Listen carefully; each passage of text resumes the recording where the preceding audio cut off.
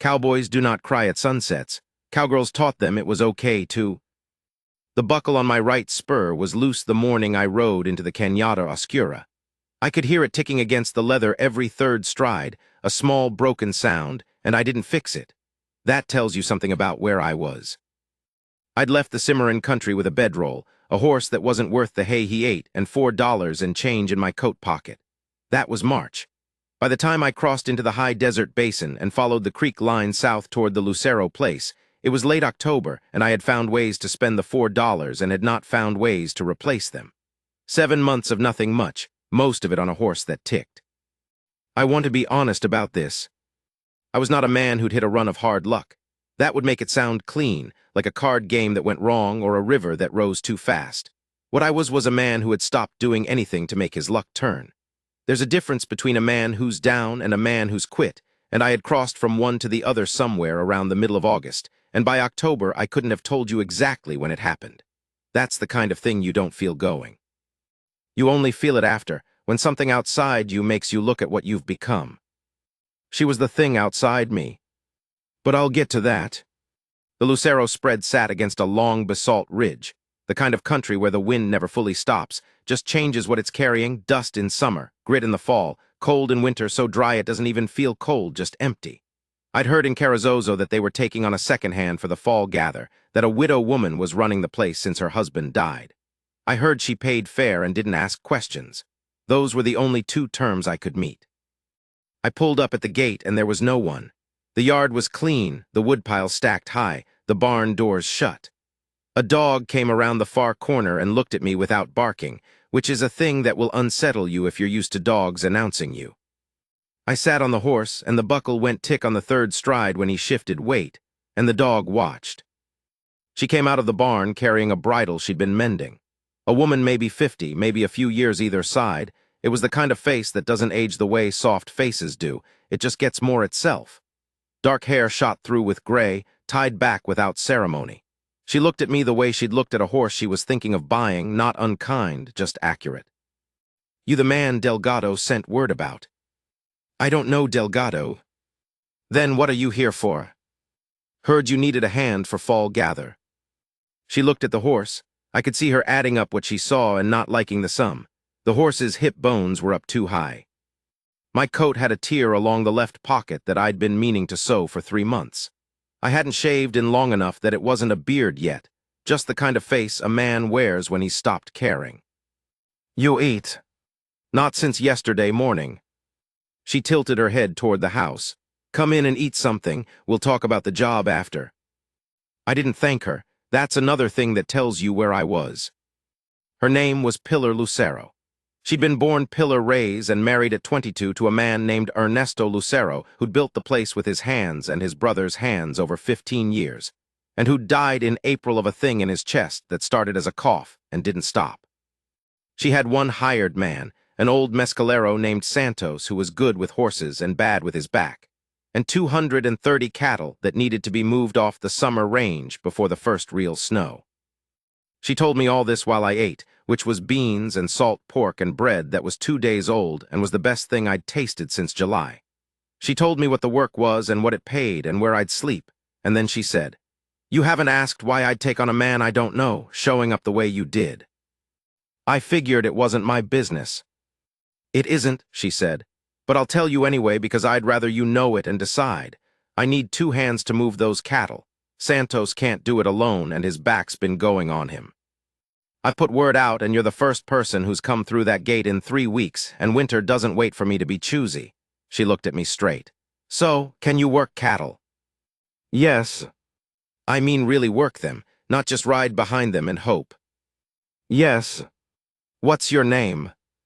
"Cal Briggs." She considered that. "All right, Cal Briggs, I'll take you on, but I want to be clear about something. I'm not running a charity and I'm not running a rest house. Whatever brought you here looking the way you look, that's yours to carry. I need a man who can work." "I can work." "Then get some sleep." We start at first light. That night I lay in the bunkhouse on a cot that had a real mattress, something I hadn't had in months, and I stared at the ceiling and thought about what she'd said. "Whatever brought you here looking the way you look, that's yours to carry." It wasn't cruel. It was just a woman drawing a clear line, which was something I'd forgotten people could do. I'd been around men who spoke in circles and drank in circles and went nowhere in circles for so long that a straight line felt strain. I felt the mattress under me. I fell asleep before I could think any further. Santos was about 65, with a face like a dry creek bed and hands that looked like they could bend iron, which wasn't far off. His back was bad enough that he moved slow in the mornings, but once he was moving, he was fine, and he knew cattle the way you only know something after 40 years of close attention. He didn't talk much. The first morning, he looked at me for a long time and then said, "You know how to hold a cut?" "Yes." He nodded, and that was the end of the interview. We worked together for 2 weeks before he said anything personal to me, and what he said was, "You were in the war." It wasn't a question. I said yes. "Which one?" I told him. He nodded again. We were sitting on our horses on the ridge above the east pasture, watching the last of the cattle move through the draw toward the winter pasture. The sun was going down behind us, throwing long, flat light across the grass, turning everything the color of old brass. "My brother was in a war," Santos said. "Different war down in Sonora. He came back not right." "What did he do?" "Walked around being not right for a while. Then he fixed himself." "How?" Santos shrugged. "Got tired of it." He moved his horse off down the ridge. I sat a little longer watching the light go. I don't know what I felt. Something that wasn't quite nothing, which was more than I'd been feeling for a while. "I need to tell you about the evenings." After supper, which was always at the big table in the kitchen, all three of us, which was not something I was used to, Pillar would work. She'd sit at the table with the ranch ledgers or mending or letters she was writing to suppliers or to her sister in Roswell, and Santos would smoke his pipe on the porch, and I'd sit with coffee and be uncertain what to do with myself. I wasn't a man who'd had an evening in a long time. When you're drifting, you don't have evenings. You have time before dark and time after, and the difference between them is only whether you can see. One night she looked up from the ledger and said, without any preamble, "What did you do before?" "Before what?" "Before whatever it was that happened to you." I looked at her. She wasn't uncomfortable asking it. She wasn't soft about it either. Just honest, the way she seemed to do everything. "I had a spread up in Colfax County," I said. 160 acres, not big, good water, decent grass. "What happened to it?" "Sold it." She waited. "Couldn't make myself care about it anymore after my wife died." I picked up the coffee. "So I sold it and left and have been going around not caring about things since." She held my eyes for a moment, then she went back to the ledger. "How long ago did she die?" 2.5 years. "And you've been at it that long?" It wasn't a question. I didn't answer. She made a small sound, not quite a sigh, and turned a page in the ledger. "Well," she said, "there's your reason not to fix yourself, I suppose. Grief'll do that. It's a comfortable thing after long enough. Comfortable enough you stop noticing how much it's cost you." I didn't say anything. I was angry, actually. The kind of quiet angry you get when someone says a true thing at the wrong moment. She didn't look up. "I'm not saying it to wound you, Cal." "I know. My husband's been gone 6 months. I know something about it." 6 months is different from 2.5 years. "Yes," she said. 6 months is still raw. 2.5 years is a choice." She said it without cruelty, just the straight line again. "You can be angry at me if you want. The cattle don't care either way." I got up and went outside. I want to say I wasn't going to leave, but I don't know if that's true. I sat on the fence rail in the dark for a while and thought about saddling the horse and riding out, which was what I'd done twice before when someone got too close to anything true. The first time was a man in Tucumcari who'd offered me work and asked too many questions. The second time was a woman in Anton Chico who'd been kind to me, and I couldn't stand it. I didn't leave this time. I don't know exactly why. Maybe I was just tired. Maybe it was the mattress. Maybe Santos' brother came back to me, got tired of it, and I thought, maybe that's the whole answer, just getting tired of the particular nothing you've been. I went back inside. She was still at the ledger. "I'm not angry," I said. She looked up. "I know. You went outside to think about leaving and decided not to. It's all right. Sit down." I sat down. We didn't talk about my wife again that night. We didn't talk about much. She worked on the ledger and I drank coffee, and outside Santos' pipe smoke drifted past the window, and there was something in that kitchen that I hadn't felt in a room in a long time. I didn't name it right then. I just sat in it. November came in cold, which up on that basin it does fast and without warning. The cattle were moved, the hay was put up, and Santos' brother came from Socorro to help with the winter work, which meant I was no longer strictly necessary. I knew it. I kept waiting for her to say it. She didn't. I started fixing things that needed fixing, the barn door that stuck, the fence line on the north pasture that had 3 posts gone soft, the roof on the smokehouse that had a place where the light came through. I wasn't asked to do these things, I just did them. One morning she came out and found me resetting a gate post that had healed over. She stood watching me for a while. The ground was frozen enough that I'd had to break it up with a pick before I could dig, and it was real work, the kind that makes your arms ache before noon. "You didn't have to do that," she said. "Post was going to go." "I know, I've been meaning to get to it." She looked at the post, straight now in its hole, tamped solid. "Thank you, Cal." Something about the way she said my name, I don't know how to put it. She'd said it a dozen times before and I'd never noticed. This time I did. "You're staying," she said, not a question. "If you'll have me." She considered that. "I'll have you," she said, "but I want it understood between us, I'm not looking for a hand. I've got Santos and his brother for the heavy work. What I'm looking for is someone with a stake in the place. The way Ernesto had a stake in it. That means something different than wages." I set the tamping iron down. "I understand what that means." "Do you?" "I do." She looked at me the way she had that first day, accurate. But there was something else in it now. Something that had come in over those weeks, the way warmth comes back into cold ground, slowly, from below, until one day you press your hand to the earth and are surprised it's no longer stone. "All right," she said, and walked back toward the house. We didn't move fast. That's a thing I want you to understand. There was no moment where everything turned on a single word. It was slower than that, more like water finding its level, gradual and sure, and once done, impossible to imagine having been otherwise. December. She got sick.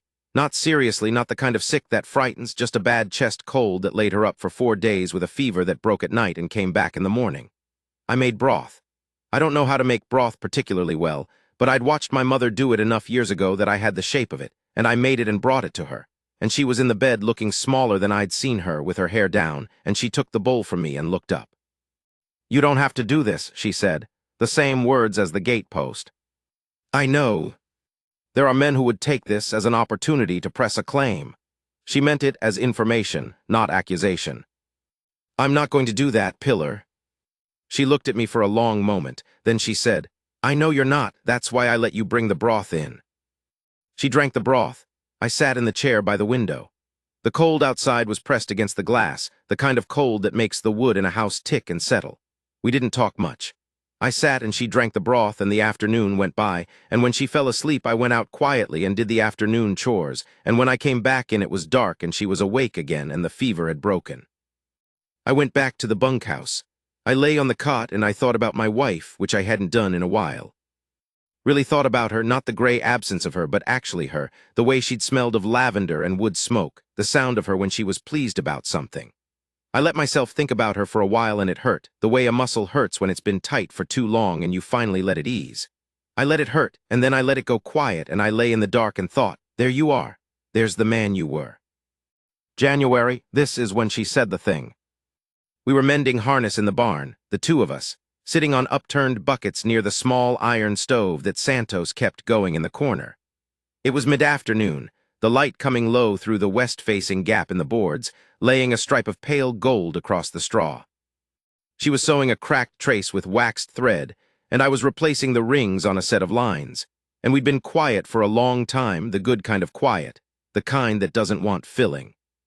She said, still looking at the trace, "The day you rode in, I almost turned you away." "You should have." "I thought about it." She moved the needle through. "You looked like a man who'd stopped. I've had hands before who'd stopped. They're more trouble than they're worth." "What made you not?" She was quiet for a moment. "You sat on that horse and the dog came out and you didn't do anything to make it like you. Most men, they'll call to a dog, make a noise, try to get it on their side. You just sat there and let it look at you." She glanced up. I thought, that's a man who's still honest at least, even if he's not much else right now. I didn't say anything. I was right about the honest part, she said. I didn't know yet about the rest. What's the rest? She finished the stitch she was on. A man who fixes gateposts nobody asked him to fix, who makes broth and sits in a chair and goes to bed when I fall asleep so I don't have to ask him to leave. She looked at me and her eyes were, I don't have a better word for it than sure, just sure. A man I can trust with the place, with the work, with. She stopped, started again. There are a lot of things I could manage without, Cal. You're not one of them.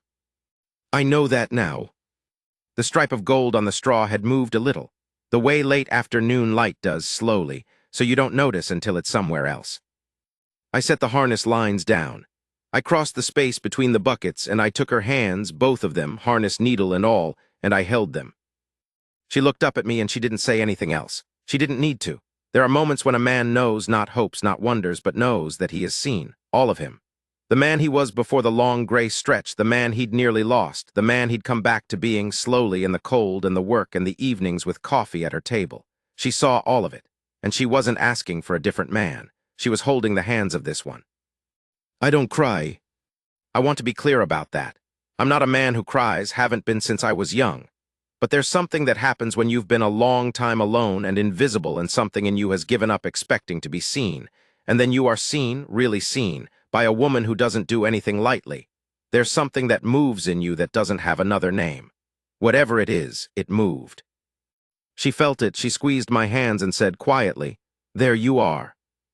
Those exact words, the same ones I'd said to myself in the dark of the bunkhouse, the night the fever broke. I don't know how she knew to say them. Maybe she didn't, maybe she was just saying what was true. Spring came. Santo's brother went back to Socorro. We hired a young man from Encino named Florentino, who was good with horses and better with wire, and didn't talk more than he needed to. The place ran well. The cattle came through the winter with less loss than the previous year, which Pillar put to the fence work I'd done in November, though I think it was as much Santos' knowledge and her management as anything I'd done. I planted a garden in April. Back in Colfax County, I'd had a garden that my wife tended, and I'd told myself for 2.5 years that I didn't know anything about gardens. That wasn't true. I knew what she'd done because I'd watched her do it, and doing it again was strange in the way that good things are sometimes strange. Like you're doing two things at once, one in the present and one in the memory, and somehow both are real. Pillar came out one morning when I was setting poles for the bean rows, and she stood and looked at the turned ground, and the stakes with the twine strung between them. You know about gardens, she said. My wife did, I watched. She was quiet for a moment. Do you want help with it? Yes, I said, I could use help with it. So we planted the garden together. I'm going to tell you about a particular evening in late May because it's the one I come back to, when I want to find the heart of the thing. It had been a long day. Florentino and I had been out on the north fence, which had come down in 3 places during a late-season blow, and we'd been at it since before dawn, and I was tired the way you're tired when you've worked hard with your whole body and the work is done. The kind of tired that sits on you warm and easy rather than heavy. She made supper late because she'd had a full day herself, going over accounts and writing a letter to a man in Santa Fe about winter hay prices. We ate after full dark, just the two of us, Santos and Florentino having gone to their quarters. The kitchen was warm. The lamp on the table made the room small and particular, the way lamplight does in a big, dark country. After supper, she didn't go to the ledger. She sat at the table with her coffee, and I sat across from her, and neither of us said anything. And outside the night was the way May nights are on the high desert, clear and soft, and just beginning to give back the cold, and there was no wind. She reached across the table and put her hand on mine. That was all, just her hand on mine, easy like it belonged there. I looked at her, the lamplight on her face, the gray in her hair, the way she was looking at me, not asking, not hoping, just present. A woman of substance and will and hard-won knowledge who'd chosen, without ceremony, to put her hand on the hand of this particular man and hold it there and call it home. The sunset, I have to tell you, was something that night. I'd seen it from the fence line, coming back, the whole western sky gone the color of coals, then amber, then a green that I don't have a name for, then the first stars. I'd watched it from horseback and not looked away for a long time. I hadn't done that in 2.5 years, stopped to watch the sunset, let myself feel that something was beautiful. She'd done that, not by asking me to, not by telling me I should, just by being what she was, steady and honest and good, and by letting me find my way back to myself in the time and the work and the evenings at her table, until the man I'd been before the long gray nothing came back and was standing in his own skin again, and could look west and feel the day ending and not feel only that something was over. It was not over.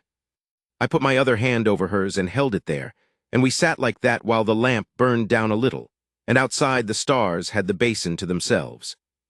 I did not cry, but I will tell you this. I understood, for the first time in a long time, the men who do.